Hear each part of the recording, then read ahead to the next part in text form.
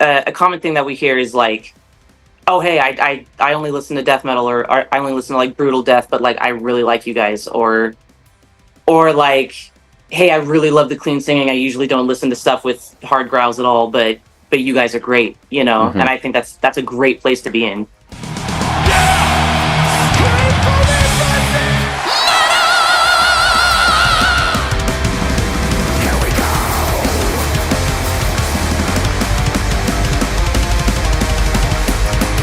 Cierra of Oak, Ash, and Thorn, thank you so much for your time today. How are you doing? I'm good. I'm good, man. Just getting the day started. First cup of coffee so far, so you know. Important. Getting going. Important. Yeah. Awesome. Indeed. Awesome. So lots of things are going on, lots to talk about.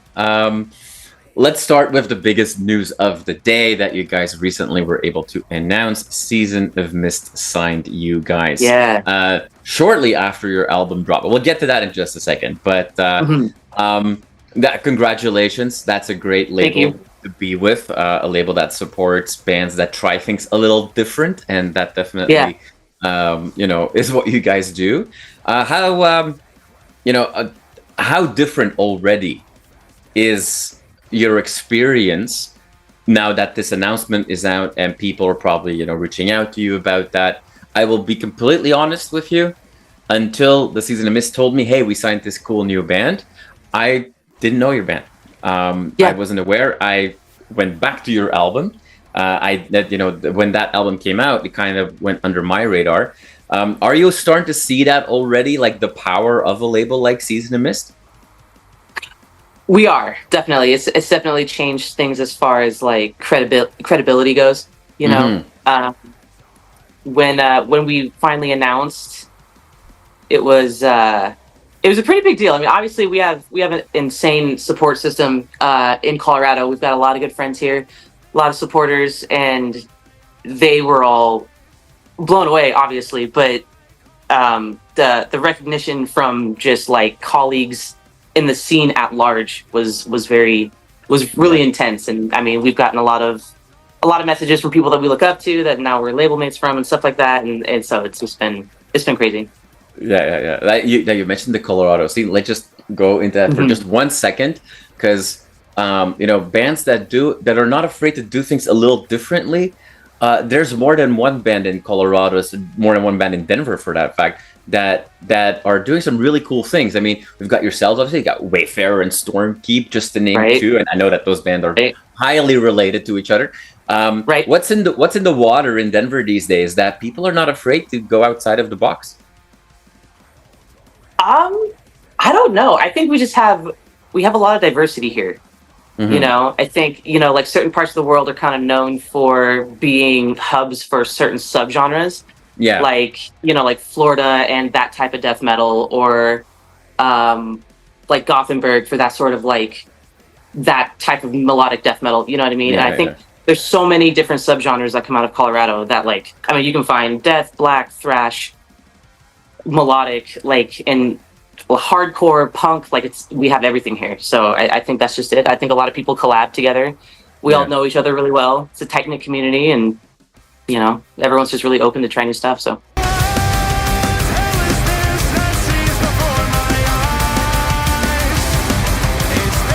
you just released this album, Our Grief Is Thus. That was released in April, I think, if I'm not mistaken. Yes. Yeah, only 2 months ago or something like that. Man, yeah. Time is wild. Roller coaster. I mean, I know obviously that when you guys release an album in April, that those songs weren't written necessarily in March. That takes, or maybe March, but a few years ago. So I know it takes a little bit longer than the fans get to see. That was done through Lost Future. I already mentioned that, for me, I didn't really caught that release when it came out. Now I'm catching it because of Season of Mist, and I'm just gonna polish your ego for a moment here. Okay. But without and people that watch the show know that this rarely happens, but I'm telling you right now, this is one of the best albums I've heard all year. Like, it's absolutely fantastic. There's so much going on there. It's really, really cool. But it's now great that you are on a label going forward that still wants to promote that album first and foremost, and that is going to cater almost like exclusively to an audience that would love you. You're already working on the follow-up, so what should we expect? It's gonna be, oh man, what can we expect? It's gonna be maybe even more melodic at times and more heavy at times. With Our Grief Is Thus, we wanted to keep our roots being like a pagan melodic death metal type band, but we also wanted to intentionally have a few more hooks and a few more like catchy melodies that stick in your head and stuff like that. And we were able to find some success doing that. So it's just going to be more of that. Right. We're kind of, I don't want to say we're moving away from like the pagan sound. There's still going to be a lot of that influence kind of just sprinkled more throughout. But we're kind of moving more into like this power metal situation, you know, mixed with like elements of like black and death metal. So it's just more along the epic side of things, you know, like big choruses, soaring vocals and stuff like that. So yeah. You know what I like about one of the things I like about the album is how, like, for a new listener to the band, the first 6 seconds of the first song kind of sum up everything that we need to know about your band, because those first 6 seconds are extreme yet melodic. There's those folk influence and pagan influence all happening in just 6 seconds.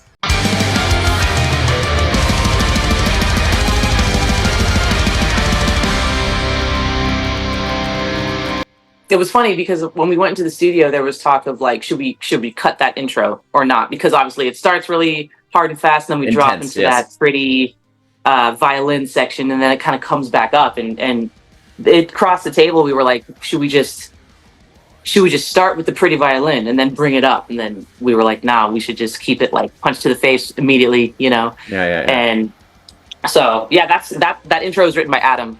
Great. He's always been a very like, the man knows how to write a really good intro, you know. I'm glad we kept it. I mean, we're talking about the song "Dying Culture" in this case. Yes. Now, and that whole song is a great example, also because all the elements that you talked about earlier kind of fit in that.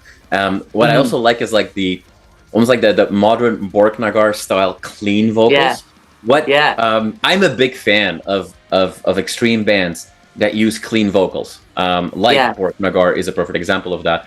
In your perspective, like what make clean vocals so badass for extreme metal, where everybody else just wants to grunt 100% of the time? I don't know, man. I think there's something about it when you can do it and keep it powerful. I mean, I don't know. How do I say this?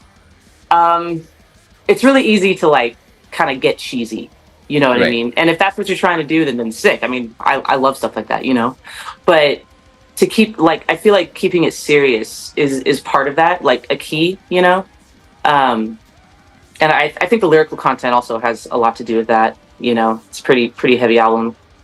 But yeah, I mean, Adam, I think we kind of pushed him to explore that side of his skill set a little more with this album. And you know, because he's always listened to music that's had catchy cleans like that, you know, and we just never, I mean, it's always been a part of our music, but we haven't really like head first into it. So yeah, I think just keeping it serious and catchy at the same time is important, you know.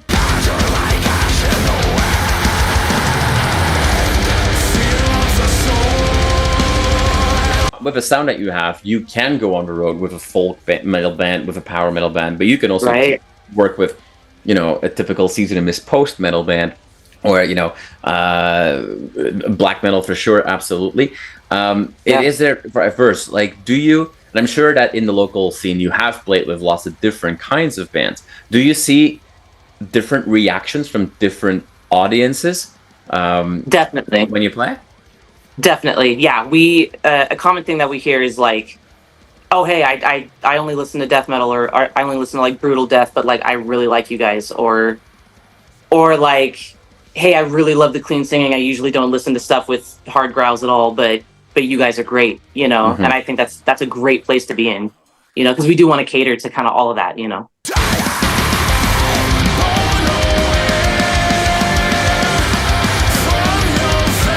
Now, one thing that I'm absolutely not familiar with, or the specifics behind, is I'm not at all at home in the world of tarot card decks and what have you. Oh yeah. So for people like me, what should we? Is there something we have to know with a band called the way you're called, or is it not really that important? Help me understand.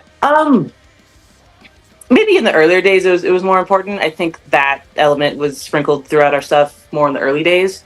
Anymore, I think with our name, oak, ash, and thorn, obviously those are the three sacred trees of the ancient Celts, and many spiritualities all over the world, worship and honor those trees in their work. So I think there was a little bit more witchy occult stuff for us in the beginning, but anymore, I think it's just more about connection. Okay. And you know what I mean? Like the root system, having friends and family and support and like love, you know what I mean? And just like going through this life together. I think it's more about like the connection of those three trees and how we can embody that like out in the world. Yeah. And so a fair amount of melancholia with that then as well. Fair to say.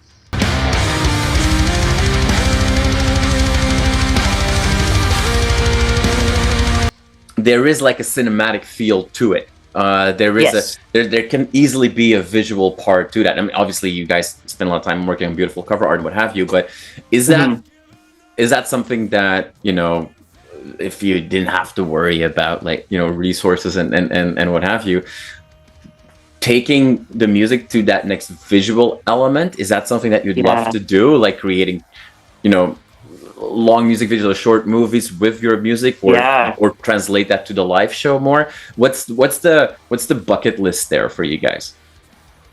Definitely higher quality visuals. I think that kind of goes hand in hand with your brand and what you're trying to convey.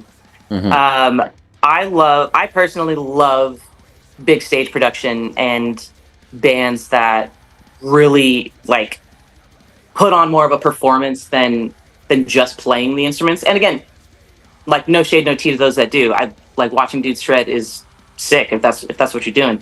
My favorite thing to see is like the theatrics and the kind of like the theater of it all, and having a really cool stage and lights and the elements and everything like that. So eventually I would like to kind of take our stage show to the next level and kind of incorporate some things from music videos or from cover art, concepts and things like that. I think that's really important, especially if you're a band that like is really kind of about like emotive storytelling. You know what I mean? I think having the visuals to go along with what people are hearing is like key, Yeah. And also in a way to, I mean, not to put words in your mouth, but a validity almost of the music. I was talking to the guys from Wayfair who were just here in Toronto 2 weeks ago. Awesome. And they were like, well, they're branded as Western black metal, which very easily by the masses can be interpreted as guys in a cowboy hat, singing about riding horses, which is not their brand. Like, they're not going to do Ghost Riders in the Sky yet again as a metal version. And people can learn about your band saying like, oh, it's a folky power metal band. And that can come also with a lot of misconceptions. So is it important that you show that investment, if you will, into that quality storytelling? Absolutely. Yeah, absolutely. I think for us it's kind of hard though, because we are so different, and it's hard to pinpoint like exactly what we do, but yeah, I think if people can grasp a good idea of what you do by just like looking at a t-shirt or looking at your album, then that's always good. And on that, with the album cover that we got for Our Grief Is Us by our good buddy Kalen Stokermans, he blew us away with that. We were not, we had ideas of what we wanted, and initially like the first kind of idea that we had in our heads was completely different than what he gave us, which is what we ended up using. But I think the way he took the concepts of the album and just the inspiration that we gave him and made what he did, we were like, holy crap. And at first I was like, is this gonna work? Like, is it us? Does it fit? We had to sleep on it for like a week, so like, I think that's part of it too, is figuring out what looks good for your band and just believing in it. And even if you're like not 100% on board at first, you kind of have to step outside yourself and be like, okay, no, like this is going to look good to the rest of the world, you know, and maybe we should just trust that. And that's what we did. And so, I mean, it's a great sign of maturity, if you will, because you're going to find yourself, now that you are with a bigger label, you're going to find yourself more often in those situations where people that have been professionals in this industry for a long time, they will go like, we suggest you do this, not that you should sacrifice who you are all the time or what have you, but it's great that you show that, or that you allow other perspectives in a way.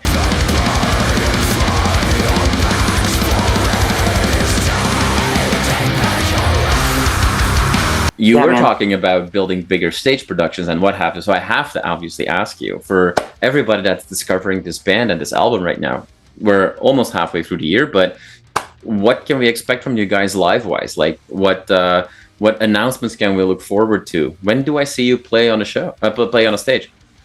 Well, we currently do not have any tours booked yet, so we're working on that. Trying to get hooked up with a couple agents to kind of help us get into some bigger markets. Because I mean, we've toured, of course, but you know, it's just been dive bars and small places, which is fun.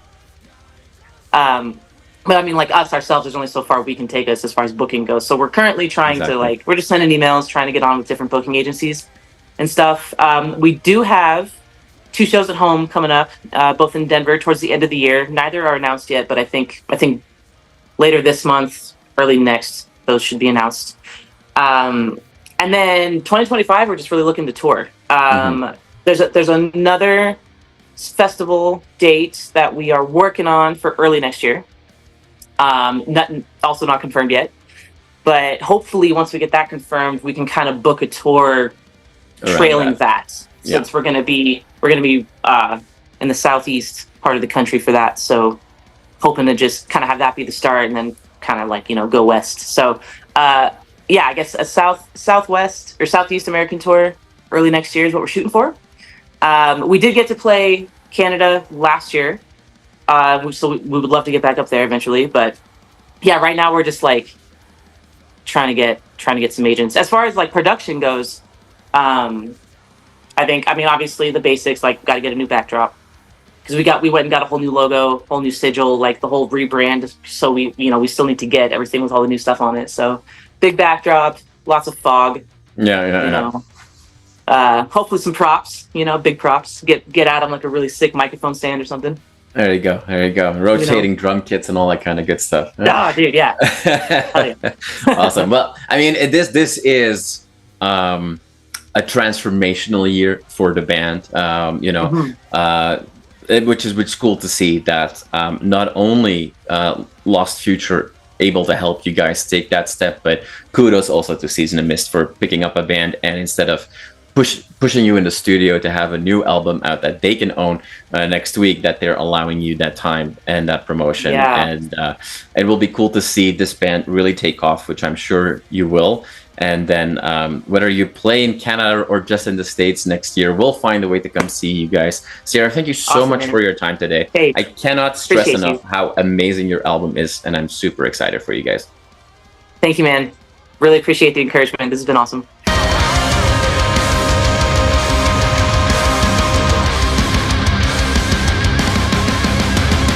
You are awesome for watching this video. Click right here to see more content like it and subscribe to the channel.